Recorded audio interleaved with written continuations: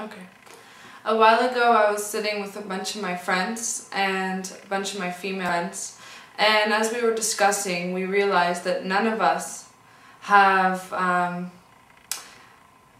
friend that hasn't experienced some form of sexual harassment or sexual violence in either our own homes or in the streets. And then shortly after that conversation, I heard in the news of a 17-year-old girl that was raped and thrown into a dumpster. And when I heard about this story, I ran down the street and started to look at all the newspapers because I was convinced that everyone would be as outraged as I was about this serious act of violence. And as I was looking through the newspapers, I didn't find this. So I came home and I was enraged. And at first I thought, what is this?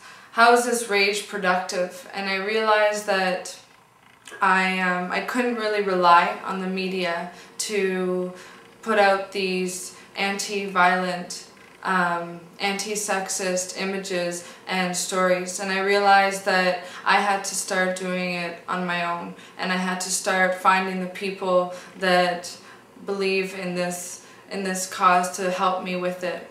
So I made a poster, and the poster was a sort of non-confrontational letter to men, and it was something like, "Dear men, don't let your sisters, wives, girlfriends, aunts, or whatnot walk these streets and get harassed, catcalled, hissed at, grabbed, or raped."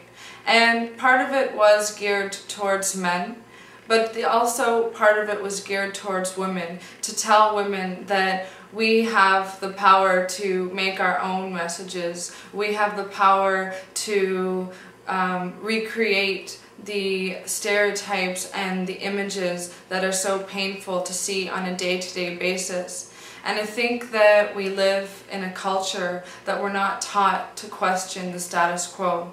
We're not taught to critically look at the images that we're inundated with that are really sexist and racist and classist.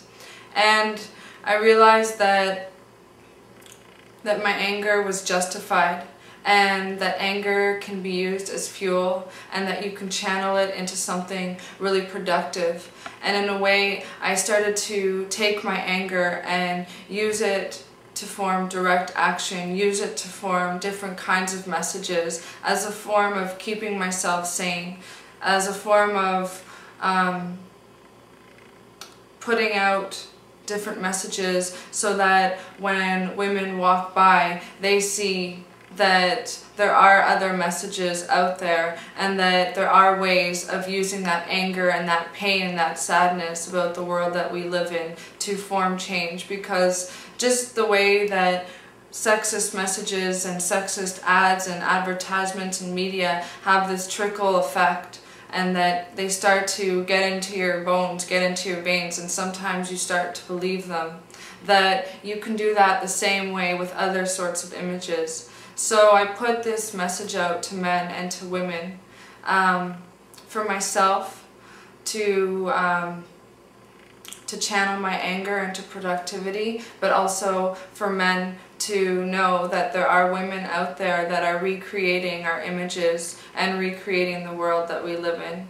And I put it out there for women so that when they see those messages, that if they're feeling unempowered, or if they feel like this world is bogging them down and making them feel silence, that they could look at those images and say no, and take that anger and put it somewhere where they feel like they're changing.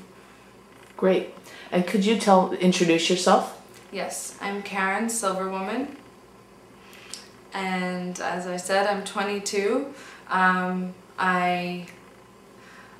I feed homeless people and try and get them housing for my job. I'm a writer, and I'm in school for equity studies.